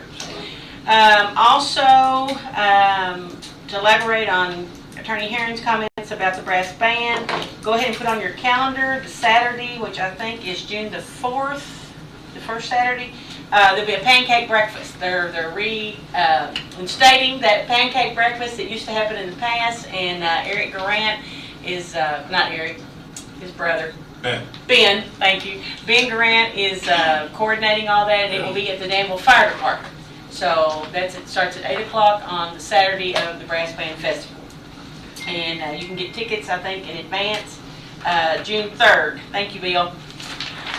Also, I want to remind everyone that the courthouse is closed on Monday for Memorial Day. So this is Memorial Day weekend, as several of you have already indicated. The courthouse will be closed on Monday, and hope everyone has a nice weekend coming up. And it's supposed to be beautiful weather, and enjoy getting together with your loved ones and your friends, and having a good time. And then last but not least, as several of you have already mentioned, we want to extend our deepest condolences to the family of Caleb Connolly, who was killed in the line of duty while on a traffic stop, and not only to his immediate family, but also to the law enforcement brothers and sisters that he has. And it's just such a it's just a bad time when this happens. I mean, there's no words that can really express feelings and anything to the family other than we are praying for them, and they are in our thoughts and prayers. And it's just a senseless act for this to happen. So we just are really thinking of them, and I want them to know that we are thinking of them. So, any other comments before we adjourn? All right, do we have a motion to adjourn with the specifications provided by Magistrate Ellis earlier and others around the table? I'll make that motion. All right, motion made by Magistrate Gaze, or second? Second. Second by Magistrate Sleeper. All those in favor of the motion signify by saying aye. Aye. Any opposed, no. Thank you all, and have a great rest of the week and weekend. Thank you. Yes. I sometimes get to be a motion hog. Thank you, so I have to Julie. make Thank you, myself Jay.